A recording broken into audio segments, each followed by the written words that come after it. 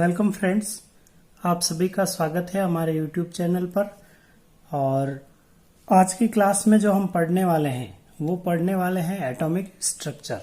मतलब एटम का स्ट्रक्चर किस तरीके से और किस किस साइंटिस्ट ने किस किस तरीके से बताया, उस चीज को हम आज पढ़ने वाले हैं। तो हमारे टॉपिक का नाम है एटॉमिक स्ट्रक्चर।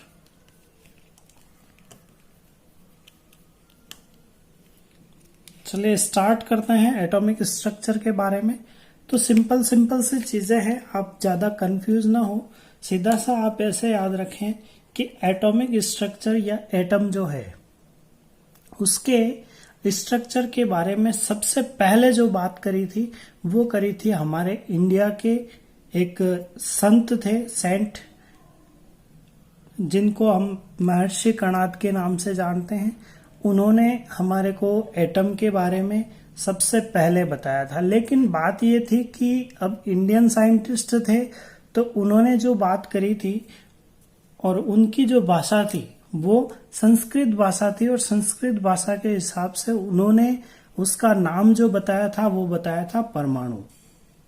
ठीक है, तो हम इस चीज को लिखते हुए चलते हैं कि एटम के स्ट्रक्चर के बारे में सबसे पहले किसने बताया है? जो इंडियन संत थे, कौन थे? महर्षि कणाद। ठीक है, तो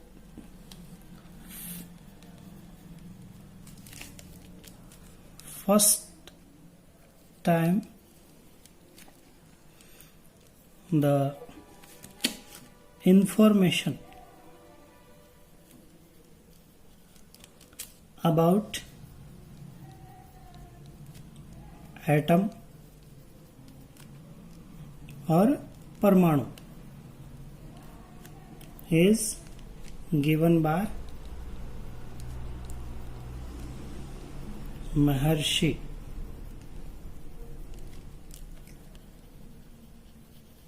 ठीक है, इंग्लिश वाले लोग जो है वो इसको कन्नड़ बोलते हैं, लेकिन अगर हम हिंदी के हिसाब से बात करें तो ये वास्तव में जो नाम था वो कणाद था। ठीक है, तो ऐसा है कि सबसे पहले जो इंफॉर्मेशन दी थी, ठीक है, तो जो सबसे पहले इंफॉर्मेशन दी थी वो किसने दी है? महर्षि कणाद ने। और इंडिया के थे ये, और इन्होंने जो इंफॉर्मेशन दी है उसके अकॉर्डिंग इन्होंने परमाणु नाम दिया था। ठीक है, और इन्होंने कहा क्या था? तो वो इन्होंने ये कहा था कि एटम जो है, ठीक है, मतलब एटम क्या चीज है, तो इन्होंने क्या बताया था कि every matter is formed by small particles.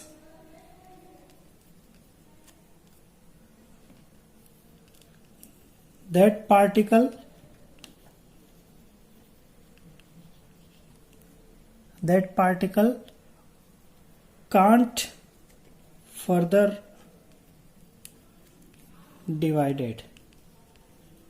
ठीक है, सिंपल सा आपको ये याद रखना है कि इन्होंने जो बात बोली थी वो बात क्या बोली थी कि हर मैटर जो होता है, मैटर मीन्स कोई सब्सटेंस है, कोई पदार्थ है, ठीक है, तो वो मैटर जो फॉर्म होता है वो बहुत छोटे स्मॉल पार्टिकल, मतलब स्मॉल पार्टिकल से फॉर्म होता है, और वो जो पार्टिकल होगा उसको आगे डिवाइड नहीं किया जा सकता है। तो वो जो पार्टिकल है उसी को क्या बोला गया? एटम बोला गया। That particle is known as atom. ठीक है, तो आपको ये चीज याद रखनी है कि सबसे पहले जो इंफॉर्मेशन हमारे को दी है वो किसने दी है? महर्षि कणाद ने दी है। लेकिन इन्होंने क्या बताया? परमाणु बताया।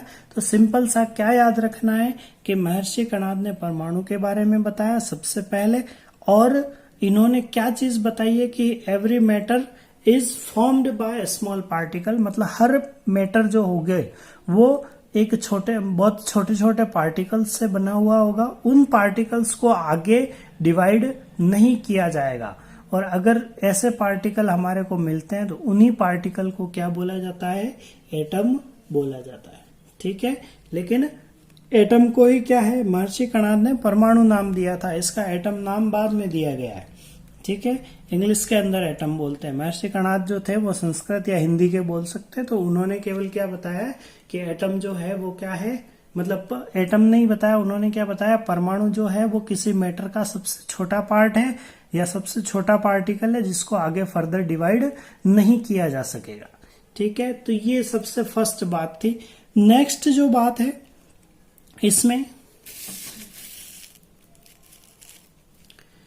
आप ऐसे याद रखें कि कुछ और लोग जो थे जिन्होंने एटम के बारे में बताया था, तो वो लोग जो थे वो थे ग्रीक लोग। ठीक है, ग्रीक पर्सन। ठीक है, ग्रीक पर्सन कौन कौन से थे, तो एक तो था लूसिपस। ठीक है, एंड लूसिपस, और साथ में डेमोक्राइट्स। ठीक है, ये जो दो लोग थे इन्होंने भी क्या करा था, इंफॉर्मेशन दी थी, मतलब एटम के बारे में इन्होंने भी बताया था। Greek person Leucippus and Democritus also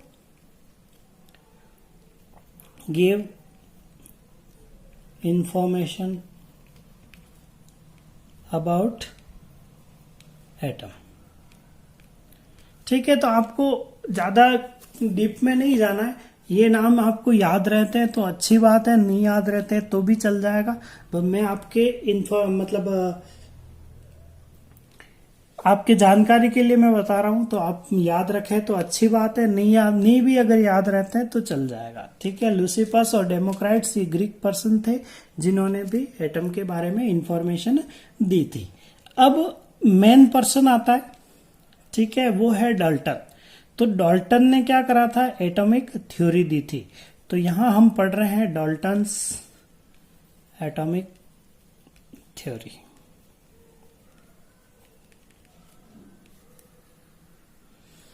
ठीक है, अब बात यह है कि डाल्टन जो है ये इंग्लैंड का साइंटिस्ट था। ठीक है, कहां से बिलोंग करता था, तो ये इंग्लैंड से बिलोंग करता था।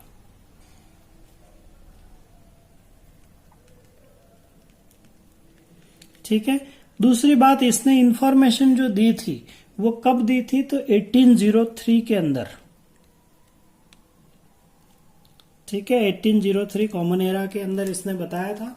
तो इस थ्योरी के कुछ पॉइंट्स थे, वो पॉइंट क्या क्या थे, तो आप ऐसे कंटिन्यू सीरियल से याद रखें। देखिए, ज्यादा कंफ्यूजन वाली बात नहीं है। डाल्टन जो है उसने भी वही चीजें बताई है जो इससे पहले के लोगों ने बताई, मतलब महर्षि कणाद ने जो बताया था, लूसिपस डेमोक्राइट्स ने जो बताया था। लेकिन बात यह थी कि वो जो लोग थे वो इतने ज्यादा फेमस नहीं हो पाए थे, तो उनकी थ्योरीज जो थी, जो उन्होंने चीजें बताई थी, वो चीजें लोगों तक नहीं पहुंच पाई। उस टाइम पे इतना मल्टीमीडिया वगैरह था नहीं, नहीं तो वो भी आराम से व्हाट्सएप वगैरह पे, फेसबुक वगैरह पे इस तरीके से ये वो भी शेयर कर लेते, लेकिन उनके पास ऐसी फैसिलिटीज नहीं थी। ठीक है, इंग्लैंड जो था, इंग्लैंड का उस टाइम पे बहुत जगह पे इंग्लैंड राज कर रहा था, तो इंग्लैंड का अगर कोई साइंटिस्ट कुछ करेगा तो वो आराम से उस चीज को फैला सकता था। तो इसलिए यहाँ पर इंग्लैंड का साइंटिस्ट था और इसकी बातें जो हैं वो इसने फैलाई थी, तो इसलिए इसकी थ्योरी पढ़ते हैं हम।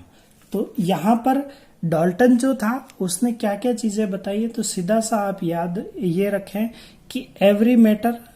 ठीक है, पहली बात तो इसकी भी वही है जो हमारे महर्षि कणाद ने बताई थी। ठीक है, कि every matter is formed by small particles called atom. तो उन्हीं पार्टिकल को क्या बोलते हैं, एटम बोलते हैं। ठीक है, यहां पे इन्होंने एक चीज बताई थी, यहां पे इनके जो टॉम वर्ड है, ठीक है, तो टॉम जो होता है उसमें यहाँ पे इन्होंने एटम जो है उसको इस तरीके से बनाया था, A+ टॉम। ठीक है, यहां पे टॉम जो है इसका मतलब होता था डिविजिबल, और ए अगर लग गया आगे तो इसका ए का मीन हो जाता है नॉन। तो यहां पे नॉन डिविजिबल पार्टिकल जो होते हैं, ठीक है, नॉन डिविजिबल पार्टिकल अगर है तो ठीक है, यहां पे ए प्लस टॉम, ए मीन्स नॉन हो जाता है और टॉम का मतलब डिविजिबल हो जाता है। तो अगर नॉन डिविजिबल पार्टिकल जो है उसी को क्या बोला जा रहा है, एटम बोला जा रहा है। ठीक है, नेक्स्ट हम बात करें, ये तो था फर्स्ट पॉइंट। सेकंड पॉइंट इन्होंने ये बताया था कि जो पार्टिकल्स हैं, ठीक है, मतलब जो एटम है, ये कभी भी किसी भी टाइप की केमिकल रिएक्शन जो होंगी उस टाइम पे क्या होंगे, नॉन चेंजेबल रहेंगे, मतलब ये कभी भी चेंज नहीं होते। ठीक है, तो हम ये चीज लिख सकते हैं कि in any chemical reaction,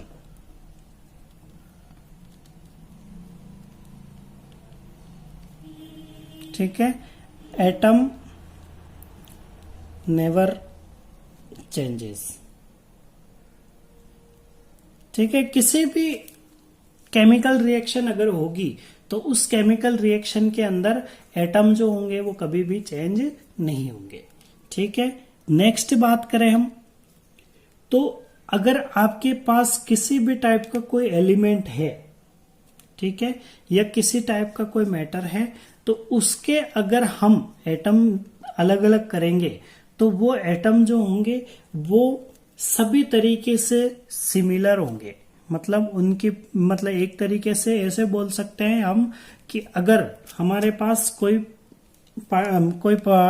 element है तो उसका अगर कोई एटम होगा, जैसे मान लीजिए आपके पास ये कोई एलिमेंट है, अब इसका अगर आपने एक एटम निकाला, दूसरा एटम निकाला, तीसरा एटम निकाला, इस तरीके से अलग अलग आपने एटम निकाल दिए, तो ये एटम जो होंगे ये सारे कैसे होंगे, आइडेंटिकल होंगे। मतलब इनकी प्रॉपर्टीज, भले आप फिजिकल प्रॉपर्टीज ले लें, भले आप केमिकल प्रॉपर्टीज ले लें, तो वो सारी प्रॉपर्टीज कैसी रहेगी, सेम रहेगी। ठीक है, तो यहां पे आप लिख सकते हैं कि the atoms of a single element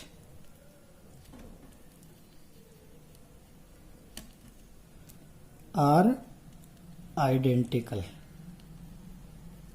ठीक है, तो आपको अगर आप आइडेंटिकल लिख लेते हैं तब आपको किसी भी तरीके से ये बताने की जरूरत नहीं है कि उसके प्रॉपर्टीज जो है वो सिमिलर रहेगी। आप आइडेंटिकल का मीनिंग ये होता है कि उसकी प्रॉपर्टीज जो है वो कैसी है, सिमिलर रहेगी। ठीक है, ये चीज है। नेक्स्ट अगर हम बात करें तो अब ये जो पॉइंट है, इसी पॉइंट के जैसा एक और पॉइंट है कि अगर आपके पास दो एलिमेंट है तो दो एलिमेंट के जो आइटम्स होंगे वो कैसे होंगे, प्रॉपर्टीज में सिमिलर नहीं होंगे, मतलब आइडेंटिकल नहीं होंगे। ठीक है, तो हाँ यहां पे हम लिख सकते हैं the atoms of different element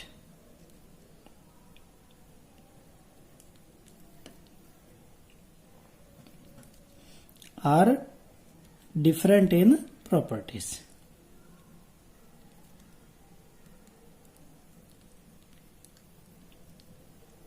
ठीक है, तो ये चीज होगी। नेक्स्ट हम इसके साथ में एक पॉइंट और लिखते हैं, वो ये है कि एटम जो है वो भी क्या होता है, जिस तरीके से एनर्जी कंजर्वेशन होता है कि energy neither be created nor be destroyed, मतलब एनर्जी जो होगी उसको हम किसी भी तरीके से न तो क्रिएट कर सकते हैं, मतलब न तो बना सकते हैं, न ही डिस्ट्रॉय कर सकते हैं। उसी तरीके से एटम के लिए भी चलता है कि एटम जो है उसको हम न तो बना सकेंगे और न ही कभी नष्ट कर पाएंगे, मतलब न इसको डिस्ट्रॉय कर पाएंगे। तो यहाँ पे भी वही चीज लिख सकते हैं हम कि atom neither be created nor be destroyed। ठीक है, तो एटम जो होगा वो भी क्या होगा, ना तो हम इसको क्रिएट कर पाएंगे और ना कभी डिस्ट्रॉय कर पाएंगे। तो ये थे डाल्टन के एटॉमिक थ्योरी के कुछ पॉइंट। ठीक है, वापस आप इसको देख लें। फर्स्ट पॉइंट में हमने क्या बताया, सॉरी, इसको वापस शुरू से स्टार्ट करते हैं। डाल्टन जो है, जो काम की चीज है, उसी को देख रहे हैं हम। इससे पहले केवल आपको ये याद रखना था कि महर्षि कणाद जो थे उन्होंने सबसे पहले एटम के बारे में बताया है। उसके बाद में हम सीधा डाल्टन के एटॉमिक थ्योरी को याद करेंगे। डाल्टन के एटॉमिक थ्योरी में सिंपल सा याद रखना है, डाल्टन इंग्लैंड का साइंटिस्ट था जिसने 1803 कॉमन एरा के अंदर, मतलब 1803 सीई के अंदर ये बताया था, मतलब उसने एटम के बारे में बताया था। ठीक है, उसने केवल इतना सा बताया कि हर मैटर जो होगा, every matter is formed by small particles, और उन्हीं स्मॉल पार्टिकल्स को हम क्या बोल देंगे, एटम बोल देंगे। और एटम जो होगा वो कैसा होगा, नॉन डिविजिबल पार्टिकल होगा। ठीक है, उसके बाद में किसी भी टाइप की कोई भी केमिकल रिएक्शन अगर होती है तो उसमें एटम कभी भी चेंज नहीं होता है। मतलब उनके एटम की न तो फिजिकल प्रॉपर्टीज में कोई चेंज आएगा, न केमिकल प्रॉपर्टीज में चेंज आएगा। तो एटम कभी भी चेंज नहीं होगा। ठीक है, उसके बाद में एटम जो होंगे, अगर हम बात करें किसी सिंगल एलिमेंट के एटम्स की, तो वो कैसे होते हैं, प्रॉपर्टीज में आइडेंटिकल होते हैं। ठीक है, मतलब उनकी physical and chemical both type की प्रॉपर्टीज जो होगी वो कैसी रहेगी, सिमिलर रहेगी। ठीक है, फोर्थ पॉइंट आपने ये बोला कि एटम जो होंगे, डिफरेंट एलिमेंट अगर आपके पास में है तो उनके एटम्स जो होंगे वो प्रॉपर्टीज में कैसे होंगे, डिफरेंट होंगे। और एटम जो है उसको आप कभी भी क्रिएट नहीं कर पाएंगे और न ही आप उसको डिस्ट्रॉय कर पाएंगे। ठीक है, ये चीजें थी। इसी के साथ में अब हम एटम को डिफाइन कर देते हैं और साथ ही साथ में मॉलिक्यूल को भी डिफाइन कर देते हैं। तो सबसे पहले तो हम बात कर रहे हैं किसकी, एटम की। ठीक है, डाल्टन के एटॉमिक थ्योरी के बाद में हम एटम को डिफाइन कर रहे हैं। तो एटम को डिफाइन करने के लिए आपको सीधा सा ये याद रखना है कि atom is that smallest particle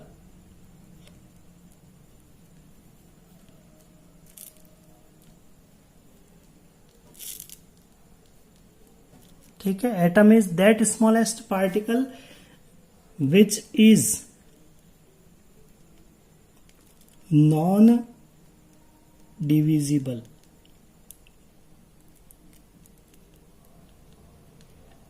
and take part in any chemical reaction। ठीक है, तो सिंपल सी बात क्या है, आप क्या याद रख सकते हैं कि एटम जो होता है वो ऐसा स्मॉलेस्ट पार्टिकल है जो नॉन डिविजिबल होता है और किसी भी केमिकल रिएक्शन के अंदर क्या कर सकता है, पार्ट ले सकता है। ठीक है, उसके बाद में हम बात करें किसकी, मॉलिक्यूल की। ठीक है, तो मॉलिक्यूल की अगर हम बात करें तो सीधी सी बात है, जब मॉलिक्यूल्स की बात की जाएगी तो मॉलिक्यूल बनेंगे किससे, एटम से बनेंगे। तो यहाँ पे मॉलिक्यूल फॉर्म किससे होते हैं, एटम से। एटम आपस में मिलके क्या बना देते हैं, मॉलिक्यूल बना देते हैं। लेकिन अगर मॉलिक्यूल को हम डिफाइन करना चाहें तो मॉलिक्यूल को इस तरीके से डिफाइन कर सकते हैं कि molecule is that smallest particle. ठीक है, यहाँ स्मॉलेस्ट नहीं करेंगे, हम केवल स्मॉल लिखेंगे। कारण क्या है, स्मॉलेस्ट का मतलब सबसे छोटा हो जाता है, सबसे छोटा तो एटम होता है, इसलिए हम यहाँ पे मॉलिक्यूल को केवल स्मॉल लिख रहे हैं। तो molecule is that small particle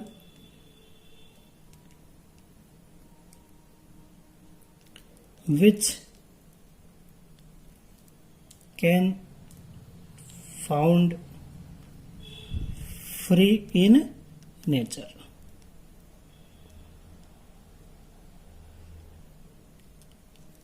And don't take part in chemical reaction। ठीक है, तो सिंपल सी बात है, आपको याद इतना सा रखना है। एटम की जब बात करोगे तो एटम तो स्मॉलेस्ट पार्टिकल है जो नॉन डिविजिबल होता है और किसी केमिकल रिएक्शन में क्या कर सकता है, पार्ट ले सकता है। लेकिन जब मॉलिक्यूल की बात करेंगे तो मॉलिक्यूल जो है वो स्मॉल पार्टिकल है जो क्या करता है, हमारे को नेचर में फ्री मिल सकता है, ठीक है। और साथ ही साथ में केमिकल रिएक्शन जो होगी उसमें कभी पार्ट नहीं लेगा। केमिकल रिएक्शन में पार्ट कौन लेता है, एटम पार्ट लेता है, मॉलिक्यूल पार्ट नहीं लेगा, ठीक है। तो ये बातें थी एटॉमिक स्ट्रक्चर की। एटॉमिक स्ट्रक्चर का आज हमने केवल इंट्रो लिया है। कल से हम एटॉमिक स्ट्रक्चर में एटॉमिक मॉडल्स से हम कल स्टार्ट करेंगे। आज की क्लास के लिए इतना ही, केवल ये इंट्रोडक्शन है। और अगर आप इंट्रोडक्शन किसी को अगर फिर भी डाउट लगता है तो आप मुझे कमेंट करें, मैं आपके डाउट्स का सॉल्यूशन करूंगा, ठीक है। आज की क्लास के लिए इतना ही, धन्यवाद।